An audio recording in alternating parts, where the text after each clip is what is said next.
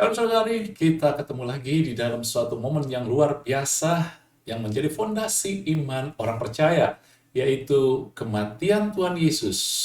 Dan kita akan nanti rangkai di dalam Minggu Paskah, yaitu kebangkitan Tuhan Yesus. Dan ini adalah suatu momen yang spesial karena Natal boleh diperingati oleh semua orang, tetapi hanya orang percaya yang memperingati kematian dan kebangkitan Tuhan Yesus. Sebab itu bukan suatu kebetulan Anda mendengar khotbah ini, message dari Tuhan, dan juga pada akhirnya nanti kita akan bersama-sama menerima perjamuan kudus. Anda siapkan, ada roti, boleh roti apa saja, dan anggur, saudara boleh sirup, boleh air putih, itu sekedar lambang, tapi kita memperingati pengorbanan Tuhan Yesus. Namun sebelumnya kita mulai dulu dengan doa. Bapa, terima kasih. Tuhan Yesus, segala hormat, puji, syukur bagimu Tuhan, karena Engkau telah mengorbankan segalanya buat kehidupan kami. Kami sangat berarti, berharga, bahkan Kau mengutus Roh-Mu untuk tinggal diam di dalam kami. Sebab itu hari ini, dan kami mendengarkan isi hati Tuhan, sehingga kami bisa menghargai pengorbanan Tuhan Yesus dan melihat kemuliaan daripada anak Allah di dalam kehidupan kami. Firmanlah, kami siap di dalam nama Tuhan Yesus. Mari kita yang siap katakan, Amin. Haleluya. Oke, kita mulai aja saudari. Saya mau mulai suatu pernyataan bahwa ketika Yesus bangkit dari maut, maka semua orang yang melihat dan mengetahui itu kagum dan terpesona ataupun menyatakan bahwa kemuliaan Tuhan dinyatakan. Tetapi saya mau katakan lagi bahwa sesungguhnya penyataan kemuliaan Tuhan bukan hanya dimulai saat kebangkitan, tapi dimulai sejak kematiannya. Kenapa bisa begitu? Saudara-saudari, orang-orang yang menghargai kematian Tuhan Yesus bukan hanya tahu, banyak orang percaya hidup dengan hanya tahu Yesus mati untuk menebus dosa kita, tetapi tidak menghargai, tidak mengerti apa yang terjadi, saudari. Mereka inilah yang saya mau katakan, orang-orang yang tidak mengerti, memahami sepenuhnya tentang kematian. Mereka juga tidak mengerti sepenuhnya tentang kebangkitan. Mereka yang menghargai kematian, mereka pula yang akan mengalami kuasa kebangkitan secara penuh. Di dalam iman orang percaya, iman orang Kristen, saudari, kematian tidak bisa dipisahkan dengan kebangkitan, dan kebangkitan tidak dapat dipisahkan dengan kematian, saudari. Amin. Ini luar biasa, ya, dampaknya luar biasa. Anda tahu, ketika Jumat Agung, murid-muridnya menemukan Yesus mati, mereka berduka semua. Mereka tidak mengerti kenapa ini terjadi, kenapa mereka sudah berkorban, murid-murid Yesus sudah berkorban, meninggalkan segalanya. Mereka berharap bahwa mereka akan dipulihkan, kerajaan Israel akan dipulihkan, tapi ternyata berantakan. Tetapi 3 hari kemudian, mereka menemukan bahwa Yesus telah bangkit. Sehingga kalau kita ulang, kalau mereka sudah tahu tentang kebangkitan sebelumnya, maka sesungguhnya ketika Jumat Agung, mereka tidak perlu tertekan. Benar bukan, saudara? Demikian juga kita, ketika kita tahu bahwa ada kuasa kebangkitan, maka ketika kehidupan kita mengalami masalah, tekanan, dan segala pergumulan yang ada, kita akan tenang karena kita pasti akan mengalami kuasa kebangkitan, kemuliaan Tuhan, kemenangan dari Tuhan menghidupi kehidupan kita. Tidak akan Anda lihat kuasa kebangkitan itu kalau kita tidak pernah mengalami kematian. Anda nggak akan melihat benefit ataupun juga suatu sukacita dari kesembuhan kalau kita nggak pernah merasakan sakit. Begitu kira-kira. Ya, itu sederhananya.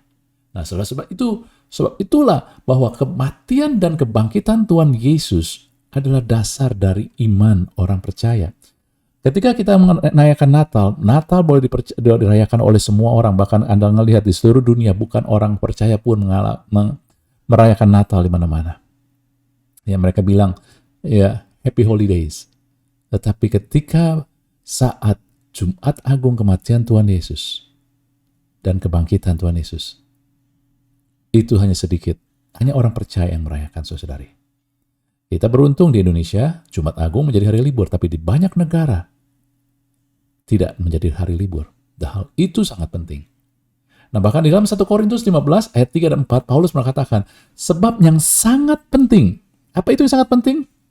Ya, kita ngelihat, dikatakan, Kristus telah mati karena dosa-dosa kita sesuai dengan kitab suci, bahwa ia telah dikuburkan, dan bahwa ia telah dibangkitkan pada hari ketiga sesuai dengan kitab suci pula. Patokan berita kitab suci yang paling utama adalah Yesus mati bagi dosa kita dan Yesus bangkit, saudara-saudari. Bagi, kata firman Tuhan, kemudian Paulus katakan, bagi kebenaran kita, pembenaran kita, saudara-saudari. Amin. Jadi berita kebangkitan inilah, dan kematian-kebangkitan inilah yang menjadi fondasi. Bahkan Paulus katakan dalam 1 Korintus 15 kemudian dikatakan, kalau tidak ada kebangkitan, maka sia-sialah iman kita. Kalau kita hanya percaya pada kebangkitan, nggak ada kematian, buat apa? Nggak ada gunanya kebangkitan kalau tidak ada kematian. Tapi sesungguhnya Yesus telah mati, saudara, dan dia bangkit. Oleh sebab itulah, iman kita adalah satu iman yang teguh, ditopang oleh Tuhan Yesus, saudara. Nah, yang indah, yang saya bertanya-tanya ketika saya pesan apa yang saya harus sampaikan kepada kita semua, Tuhan memperlihatkan ini, saudara, bahwa kita Jumat ini memperingati memang kematian Tuhan Yesus, tetapi bukankah kematian gak bisa dipisahkan dengan kebangkitan? Karena satu paket menunjukkan kemuliaan anak Allah. Makanya tema yang kita pakai minggu hari ini adalah melihat kemuliaan anak. Nanti minggu kita akan melihat kemuliaan Bapa. Dan nanti ketika hari Pentakosta kita akan melihat kemuliaan Roh Kudus. Satu paket. Anda jangan lupa, ikutin terus nanti, ya. Nah, saudara kembali kepada sini dan berita tentang kebangkitan Tuhan Yesus dalam kitab Injil disampaikan kepada Maria Magdalena. Pertama kali disampaikan pada Maria Magdalena. Keempat Injil itu, Matius, Markus, Lukas, Yohanes, semua menyatakan bahwa Yesus menampakkan diri pertama kepada Maria Magdalena. Amin, saudara. Di dalam Markus 16 ayat 9, setelah Yesus bangkit pagi-pagi pada hari pertama minggu itu, ia mula-mula menampakkan dirinya kepada Maria Magdalena. Daripadanya Yesus pernah mengusir 7 setan. Saudara-saudari, setiap peristiwa kebangkitan Tuhan Yesus, setiap hal yang disebut, setiap urutan tersebut, semua penting. Kenapa Tuhan Yesus menampakkan diri kepada Maria Magdalena dulu? Seharusnya bukankah kepada Petrus yang dianggap sebagai pemimpin para rasul? Harusnya dia dulu, kan? Kenapa Maria Magdalena? Saudara harus tahu bahwa Injil Kerajaan Allah ataupun Kerajaan Allah selalu bergerak berdasarkan purpose, tujuan. Oleh sebab itu ada tujuan kenapa disampaikan kepada Maria Magdalena. Dan saya bergumul Tuhan untuk menyatakan, saudara, dalam hal inilah Tuhan menyatakan dalam konteks yaitu aplikasi yang berdampak kepada kehidupan kita. Oke? Nah, apa yang terjadi dengan Maria Magdalena, saudara-saudari? Ini semua kitab Injil, Matius, Markus, Lukas, Yohanes, menunjukkan hal yang sama. Kita ngelihat dalam Lukas 8 ayat 1-2.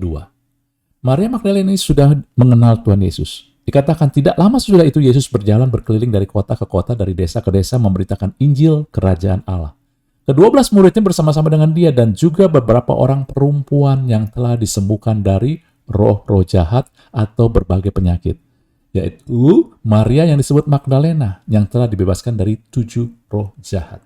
Saudara-saudari, kalau kita baca Injil ini, apa yang dihubungkan dengan Maria Magdalena itu adalah Maria Magdalena pernah dibebaskan oleh Tuhan Yesus dari roh jahat, 7 roh jahat. Mungkin ada sebagian bertanya, Pak, apakah Maria Magdalena ini adalah sama dengan orang yang ketangkap berzina? Nggak ada kepastian itu. Mereka nggak yakin. Jadi kita yang nggak yakin, kita nggak sampaikan dahulu, saudara. Tapi yang umum, yang pasti, yang disebut dalam kitab Injil ini adalah Maria Magdalena pernah dikuasai oleh roh jahat. Oleh sebab itulah kita mulai aja dari sini, saudara. Saudara-saudari, Anda ngelihat, dari murid-murid Tuhan Yesus, pengikut-pengikut Yesus, Petrus, dan juga Markus, Lukas, Yohanes, saudara, dari Petrus, Yakobus, Filipus, saudara semua, terus ya Nathanael dan lain-lain. Saudara, tidak ada satupun yang disebut mereka dikuasai oleh roh jahat. Hanya Maria Magdalena. Untuk itulah harus kita tahu bahwa ada tujuan Alkitab menyebut ini, saudara. Dan saya mendapatkan bahwa roh jahat yang dikatakan di sini, saudari, daimonion, dan kemudian dikatakan, ya, ini dua hal yang berbeda, saudara. Pertama disebut daimonion, kemudian paneros, saudara. Ini mereka membawa dampak yang luar biasa ketika dikatakan dikuasai, saudari. Ingat ya, kita sekarang sudah ditebus oleh Tuhan Yesus. Anda yang percaya Tuhan Yesus, sudah ada Roh Kudus di dalam Anda, sehingga Anda tidak bisa dikuasai oleh roh jahat. Amin. Tetapi kita bisa dipanah dengan pikiran-pikiran, ya, dari si jahat ini. Tapi saat itu Maria Magdalena dikuasai. Dia tidak bisa apa-apa, saudara. Dan hal yang dilakukan oleh roh jahat ini, saudara-saudari, dari maknanya, bahasa asli ya, ini membuat membuat Maria Magdalena merasa tertuduh. Akibatnya dia merasa nggak ada artinya. Hidup dia rendah sekali. Dan roh jahat ini juga secara umum, saudara, itu mendorong untuk membuat gairah immoral bergelora. Dan bahkan kalau Anda tahu, Maria Magdalena itu bukan nama, tapi Magdala. Magdala itu daerah tempat dia berasal. Dan Magdala ini terkenal dengan, itu daerah Romawi, terkenal dengan kota besar daerah Romawi yang dengan roh penyembahan berhala, dan juga tempat prostitusi, saudara-saudari. Jadi kita nggak heran di situ begitu banyak roh-roh jahat yang menggerakkan gairah immoral, saudara. Kemudian menuduh, merendahkan, terus kemudian roh-roh jahat itu yang menguasai si Maria ini, saudara-saudara, membuat Maria itu mudah terluka dan penuh dengan amarah. Orang-orang yang terluka, amarahnya tinggi. Atau kebalikannya, dia sangat sedih. Dan ini perasaan-perasaan ini menghancurkan dirinya, jiwanya hancur. Bahkan merasa hancurnya itu sampai putus asa. Ini kehidupan dari Maria Magdalena yang dikuasai oleh iblis, sehingga dia ketika dikuasai oleh roh jahat, dengan kata lain, mau dikatakan begini, saudara-saudari, hidup Maria Magdalena dari semua pengikut Tuhan Yesus, dialah yang paling menderita jiwanya oleh karena tekanan pun ataupun hal-hal yang disebabkan oleh si jahat ini. Saudara, mungkin kita sekarang gak dikuasai, tetapi iblis tetap bisa panah-panah kita. Kita seringkali dituduh gak layak, gak mampu, gak bersyukur. Kita sering direndahkan, kamu bukan siapa-siapa, kamu orang yang gak tahu berterima kasih. Dan kadang-kadang juga, saudara, iblis memana-mana kita dengan hal-hal yang immoral. Lalu juga mulai mengingatkan kita akan luka, perbuatan orang yang melukai kita, yang curang, mengambil keuntungan buat kita, sehingga kita marah ataupun kita sedih karena kita diperlakukan tidak manusiawi, tidak adil. Terus juga kehidupan kita merasa dihancur, saudara, karena kita juga putus asa, kayak kita udah gak ada jalan keluar seolah-olah, saudara. Iblis selalu melemparkan pikiran-pikiran yang membuat kita melihat pada awan kelabu. Dan ini menderita sekali.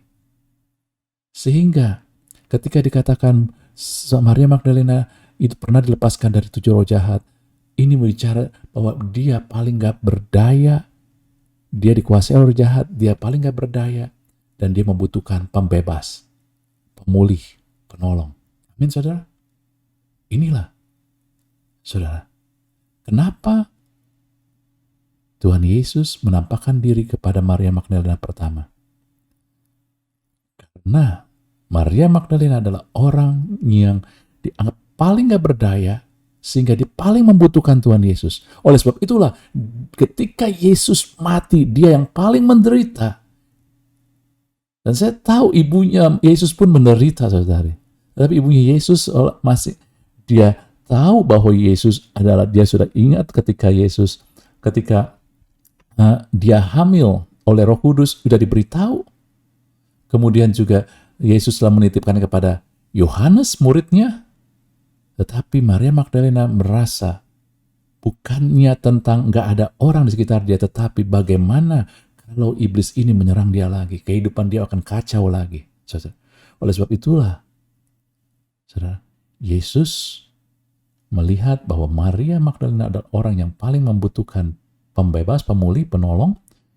Sebab itulah ketika Yesus mati, dia merasa yang paling takut, khawatir kalau iblis menguasai lagi. Oleh sebab itulah Yesus pertama kali memberitakan kebangkitannya kepada Maria Magdalena supaya mengatakan, jangan takut, aku menyertaimu. Amin, saudari.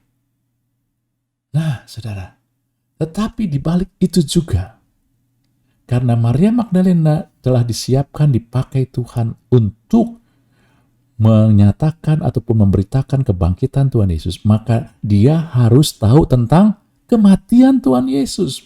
Benar nggak? Karena kita nggak bisa menghargai kebangkitan kalau kita tidak mengerti kematian. Amin. Kita nggak menghargai pertolongan kalau kita nggak pernah ada di dalam situasi yang nggak berdaya sama sekali. Sebab itulah ketika Maria mau dipakai untuk memberitakan tentang kebangkitan, maka Maria harus juga melihat kepada kematian. Kita ngelihat keadaannya, saudari. Ke dalam Markus, saudara, 15 ayat 37-30, ketika Yesus di atas kayu salib, saudara, meninggal, lalu berseru Yesus dengan suara nyaring dan menyerahkan nyawanya. Ketika itu tabir bait suci terbelah dua dari atas sampai ke bawah. Waktu kepala pasukan yang berdiri berhadapan dengan dia melihat matinya, demikian berkatalah ia, sungguh orang ini anak Allah. Ada juga beberapa perempuan yang melihat dari jauh. Di antaranya Maria Magdalena. Adalah Maria ibu Yakobus muda dan Yoses serta Salome. Saudara-saudari, ketika Yesus mati di kayu salib, Maria Magdalena ada di situ menyaksikan. Itu juga berarti Maria Magdalena menyaksikan agoni, penderitaan yang sangat parah Tuhan Yesus di atas kayu salib. Lalu gak berhenti dari situ aja, saudara. Jadi Maria Magdalena menyaksikan penyaliban Yesus, penderitaan Tuhan Yesus, kematian Tuhan Yesus, kemudian juga dalam Markus 15:46-47, ketika Yesus mati di kayu salib, kemudian Yusuf dari Arimatea membeli kain lenan, kemudian ia menurunkan mayat Yesus dari salib, mengapani dengan kain lenan, membaringkan dia dalam kubur yang digali dalam bukit batu, kemudian digulingkannya sebuah batu ke pintu kubur itu. Ada siapa di situ yang melihat? Maria Magdalena dan Maria ibu Yoses melihat di mana Yesus dibaringkan. Saudara-saudari, Maria Magdalena kembali menyaksikan Yesus yang sudah mati. Kalau tadi Yesus yang tersalib hingga mati, sekarang Yesus yang mati dan dibaringkan, artinya sudah jadi mayat, saudara-saudari. Lalu mungkin Anda bertanya, di situ juga ada Maria ibu Yoses. Nah, mungkin Anda harus ngelihat, ya, saya tidak bicara banyak, Maria ibu Yoses ataupun Maria ya ibu Yakobus muda, ini siapa? Nanti Anda ngelihat aja, baca kitab Markus. Saya nggak mau memperdebatkan, ya, karena nanti jadi panjang. Tapi fokus utama adalah Maria Magdalena. Amin ya, saudara-saudari ya. Nah, sekarang Anda ngelihat di sini, saudara. Maria Magdalena diizinkan melihat proses kematian Yesus agar dia mengerti harga dari pemulihannya. Harga dari pemulihannya, saudara. Orang-orang yang paling membutuhkan pertolongan saat itu, ataupun murid yang paling membutuhkan pertolongan saat itu, tadi kita lihat, karena penderitaannya, jiwanya sangat tertekan karena iblis menguasai dia, adalah Maria Magdalena. Dari murid Yesus, bukan dari semua orang-orang. Banyak orang-orang lain juga terikat, tapi yang mengikuti Yesus, saudara-saudari, ya, yang terhubung dengan Yesus adalah Maria Magdalena yang paling menderita, dianggap paling menderita, sehingga dia paling butuh pertolongan. Dan oleh sebab itulah dia harus menyaksikan bahwa pertolongannya dibayar dengan harga yang mahal sekali. Amin, saudara. Inilah kenapa Maria jadi yang pertama melihat kebangkitannya. Karena untuk tahu kematian, bahwa kematian tidak berkuasa lagi, maka dia harus tahu melihat kebangkitan. Dan untuk melihat kebangkitan, Anda perlu tahu juga, menjadi saksi juga kematian. Itulah Maria dipilih, saudara. Amin. Nah, saudara, kita ini kadang baca sesuatu ini, saya mau menyampaikan satu gambaran lain lagi, yaitu dari cerita Rut. Karena seringkali ketika saya mendengar orang-orang menyampaikan firman tentang Rut luar biasa. Tetapi yang mereka tekankan adalah kehebatan Rutnya. Bagaimana Rut mau mengikuti Naomi, dia katakan, Allahmu jadi Allahku, bangsamu bangsaku. Kemana engkau mau pergi, itu di situ aku mau. Di mana engkau mati, aku mau mati di situ. Kira-kira kayak gitu Rutnya. Saudara, Rut luar biasa. Tetapi kita tahu bahwa karya Yesus bukan dimulai karena kita hebat, tetapi karena dia memulihkan. Kita nggak berbuat apa-apa. Tapi kita sering kali berfokus pada Rut, karena juga kitab Rut ditulis tentang Rut, saudara-saudari. Kita ngelihat beberapa poin yang saya mau sampaikan di sini, saudara. Dalam Rut 1 ayat 5 di sana. Saya baca singkat poin-poinnya aja ya. Pada zaman para hakim itu, ada orang yang namanya saat itu adalah Elimelek. Dia punya istri Naomi, punya anak Mahlon dan Kilion. Lalu kemudian di Bethlehem ada kelaparan. Dan mereka supaya bertahan, pergilah ke Moab dan menetap sebagai orang asing. Artinya nggak sebentaran mereka di sana, saudari. Ya. Namun, ketika mereka di Moab itu, matilah Elimelek, suami dari Naomi. Sehingga perempuan itu tinggal dengan kedua anaknya aja. Dan kedua anak itu kemudian mengambil istri dari perempuan Moab bernama Orpa dan Rut. Lalu diam di situ kira-kira 10 tahun lamanya. Lalu kemudian mati lagi anak laki-lakinya, dua anaknya itu, sehingga dia hanya tinggal dengan mantunya. Dia kehilangan anaknya dan suaminya. Saudara bayangkan betapa beratnya hidup Naomi. Dia mengalami kelaparan, dia hidup sebagai orang asing di Moab. Suaminya meninggal, kemudian dua anaknya pun, anak laki-laki yang meninggal. Dan bagi orang Israel, seorang ibu itu dipelihara oleh anak laki-lakinya, saudari. Sehingga dikatakan dalam Rut 1 ayat 19 ayat 21, saudari. Akhirnya Rut memilih balik ke Bethlehem, saudara, ke daerah orang Israel. Dan hanya bukan Rut, Naomi, saudara. Naomi memutuskan untuk balik ke Bethlehem, Israel. Dan hanya Naomi yang ikut. Orpa nggak ikut, saudara. Ya. Dan karena apa? Mereka mantu-mantu masih muda. Naomi bilang, kalian bisa kawin lagi. Ngapain ikutin aku susah? Naomi sudah usia. Akhirnya Rut tetap mau ikut. Dan berjalanlah keduanya sampai mereka tiba di Bethlehem. Ketika mereka masuk ke Bethlehem, gemparlah seluruh kota itu karena mereka. Dan perempuan-perempuan berkata, Naomi kah itu? Saudara, ketika dikatakan gempar seluruh kota itu bukan suatu gemparnya biasa-biasa, tetapi gempar di mana mereka terbelalak, gosip mulai di mana-mana. Naomi beda sekali. Tapi Naomi katakan, jangan sebut aku Naomi, sebut aku Mara. Mara artinya pahit, saudara. Yang Maha Kuasa telah melakukan yang pahit kepadaku. Naomi lihat pandangan Naomi.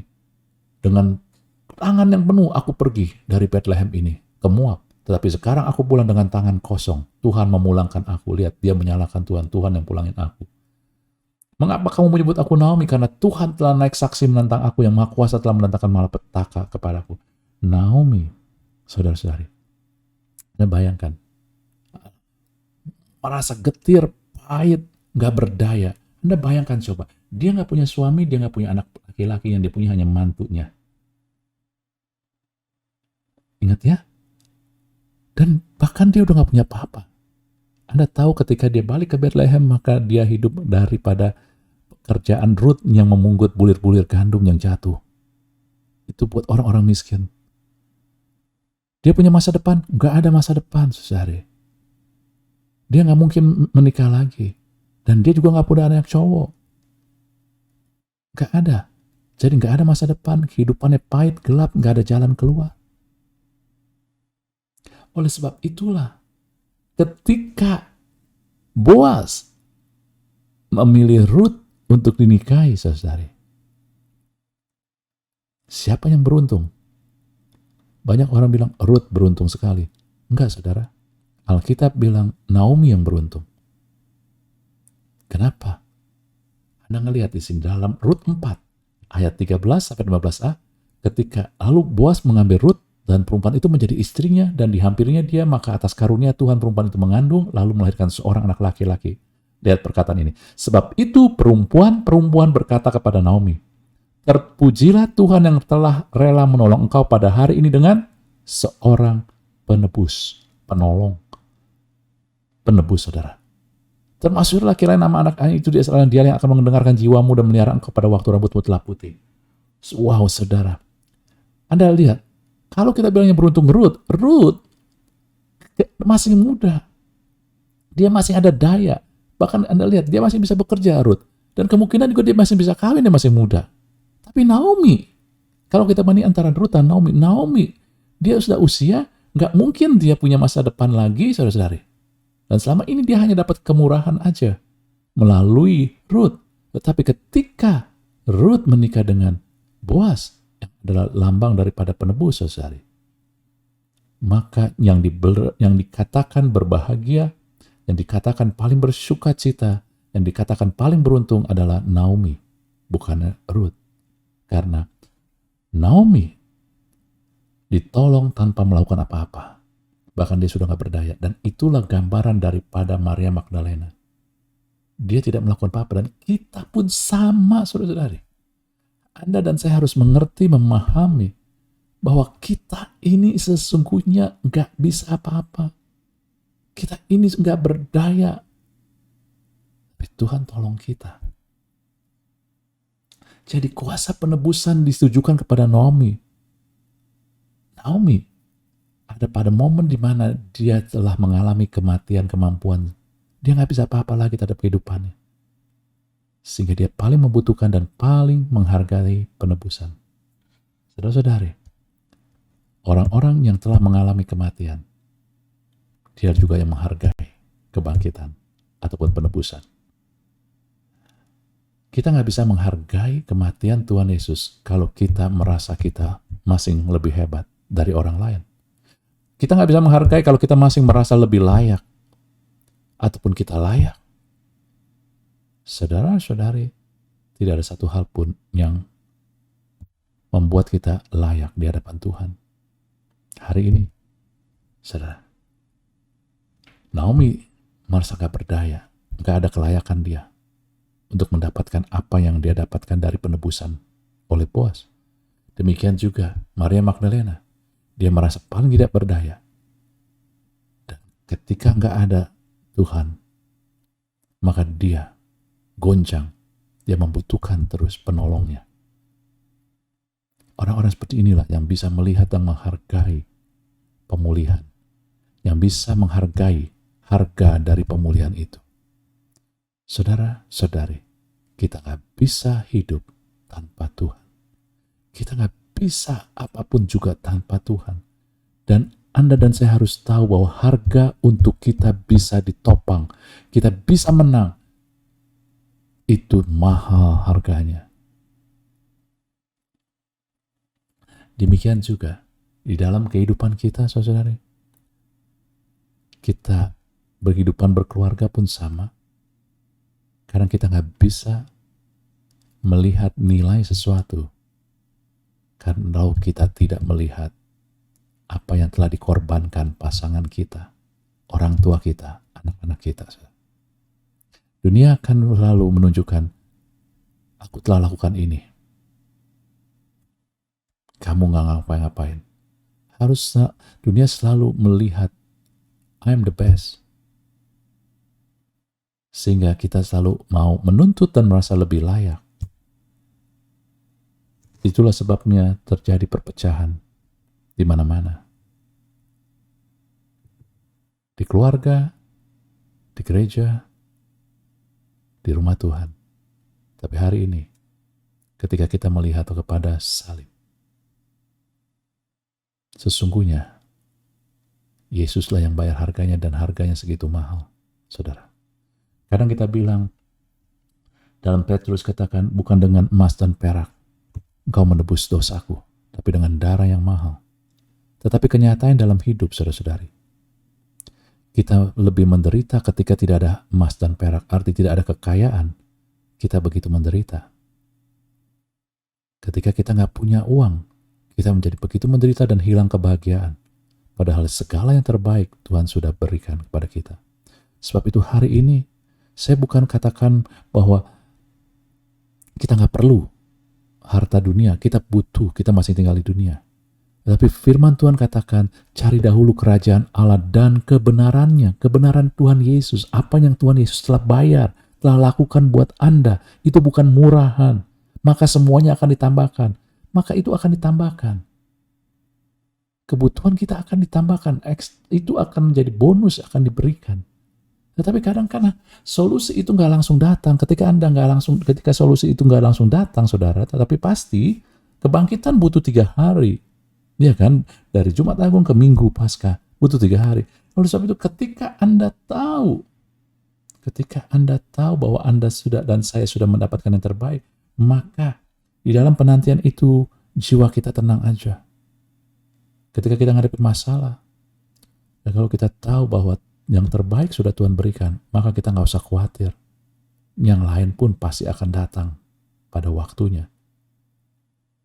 Itulah yang menyebabkan damai sejahtera. Itulah yang membuat kita bisa menikmati hidup, saudari. Karena yang terbesar, yang terbaik Tuhan sudah berikan bagi kita.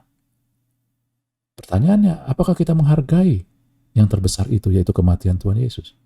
Ketika kita menghargai, maka kita akan melihat kuasa pemulihan yang seutuhnya. Amin, saudara. Ini yang pesan dari Tuhan. Kiranya memberkati kita semua, saudari. Nah, kita akan masuk di dalam perjamuan kudus. Ya, tetapi sebelum mulai perjamuan kudus, saya mau menyampaikan tentang satu firman Tuhan. Dalam Lukas 12 ayat 22, ayat 14-20. Saya berikan ini juga sebagai renungan harian beberapa saat yang lalu. Dikatakan ketika tiba saatnya Yesus duduk makan. Ketika tiba saatnya apa? Saat bahwa Yesus akan segera disalibkan. Yesus tahu. Yesus duduk makan bersama-sama dengan para rasulnya, dengan rasul-rasulnya. Ketika dia tahu, maka dia, bahwa ketika Yesus tahu saatnya dia akan segera mati, maka dia mau memberikan pesan, dia memberikan sesuatu, saudara, message, gambaran yang penting buat murid-muridnya. Maka yang dilakukan adalah dia mengundang murid-muridnya makan, perjamuan terakhir. Saudara, pada zaman Yesus, ketika Anda diundang dalam suatu perjamuan yang bukan biasa-biasa, maka Anda berarti orang yang penting, yang sangat dihormati, dihargai. Dan sama seperti ini, kalau Anda mengundang misalkan presiden Anda datang ke rumah Anda, atau ke suatu tempat perjamuan Anda, maka hidangan yang Anda sediakan, nggak main-main. Anda harus sediakan Anda yang terbaik, bukan? Lain beda kalau Anda hanya mengundang ya teman yang setiap minggu Anda ketemu, Anda undang datang. Ya hidangannya mungkin ya ala kadarnya, tapi ketika presiden yang datang Anda sediakan yang terbaik. Artinya apa? Semakin orang yang semakin Anda anggap hormati, paling Anda hormati, maka Anda semakin kasih yang terbaik. Ketika Yesus mengundang murid-muridnya, itu Anda dan saya, yang dia berikan tidak ada taranya, yaitu tubuhnya dan darahnya, saudari. Amin. So itulah maka di dalam Lukas itu dilanjutkan. Inilah tubuhku yang diserahkan bagimu. Inilah perjamuan untuk menghormati dan menyatakan betapa kita berharga. Tidak ada lagi harga yang lebih tinggi daripada itu. Nilai Anda, kasih Tuhan kepada kita adalah seluruh hidupnya, tubuhnya dan darahnya, saudara. Anda sangat berharga. Anda sangat diinginkan, sangat ditinggikan, sangat dihormati oleh Tuhan. Harganya itu adalah kematian Tuhan Yesus di atas kayu salib. Sebab itu ketika kita terima perjamuan kudus tubuh dan darah Tuhan Yesus, terimalah dengan cara yang benar, yaitu memahami bahwa inilah harga yang Tuhan bayar buat hidup kita. Saudara, supaya kita mengerti bahwa kita orang yang paling dikasihi Tuhan, dihormati Tuhan, diinginkan oleh Tuhan. Amin, saudara. Yuk kita siapkan buat perjamuan kudus. Anda ambil roti dan anggur. Saya kasih waktu, saudara. Sudah siap kita semua, saudara? Mari kita ambil dan siapkan. Kita ambil roti di tangan kita. Jumat Agung adalah suatu hal yang spesial karena memberitakan kematian Tuhan Yesus. Tuhan Yesus ketika tahu saatnya akan tiba, dia akan dikorbankan di atas kayu salib. Dia mengundang murid-muridnya untuk menerima perjamuan terakhir bersama dia.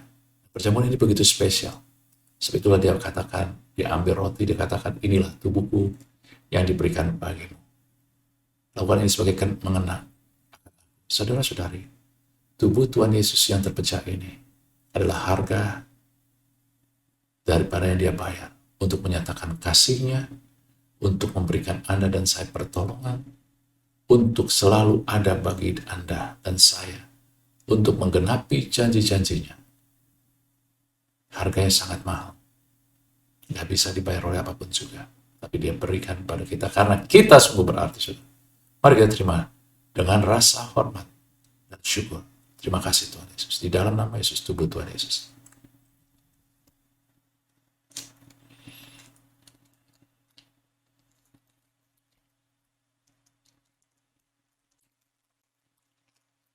Kemudian Yesus mengambil cawan berisi anggur dan berkata, inilah cawan perjanjian baru yang dimateraikan oleh darahku, darah perjanjian baru yang kekal. Saudara-saudari,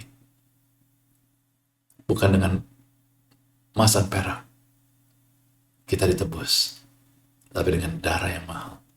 Oleh darah inilah, darah Tuhan Yesus, darah yang tak bercacat celah, darah yang diberikan dengan sukacita Tuhan.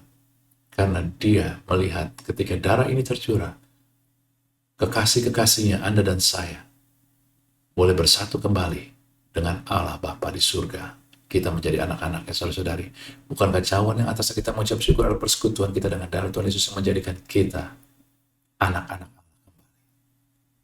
Mari kita terima dalam nama Yesus, darah Tuhan.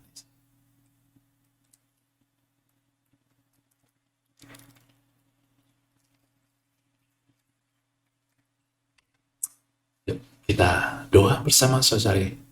Bapa terima kasih, Tuhan Yesus terima kasih, Roh Kudus terima kasih. Tuhan menuntun kami, memperlihatkan betapa berartinya kami. Sebab itu mulai hari ini dan seterusnya, biar kami makin menyadari bahwa kami sangat diinginkan, sangat dikasihi oleh Tuhan Yesus. Sebab itu hidup kami adalah hidup yang berarti di mata Tuhan. Oleh sebab itulah, kami membawa juga hidup kami pada terang kemuliaan Tuhan, sehingga kami pun memperlakukan hidup kami dengan nilai yang sama Tuhan berikan kepada kami, Tuhan. Kami tidak perlu putus asa karena akan ada selalu kebangkitan. Akan ada selalu pertolongan dan kuasa Tuhan. Kami nggak pernah bisa dikalahkan karena Yesus ada di pihak kami. Terima kasih buat jaminan itu, Tuhan. Kau selalu ada di pihak kami, menyertai kami, sehingga kami nggak perlu khawatir, takut.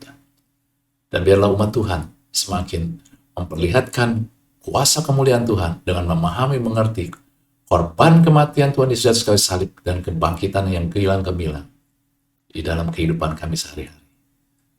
Terima kasih Bapa, terima kasih Tuhan Yesus, terima kasih Roh Kudus. Di dalam nama Tuhan Yesus kami berdoa. Haleluya. Amin. Tuhan berkati kita semua.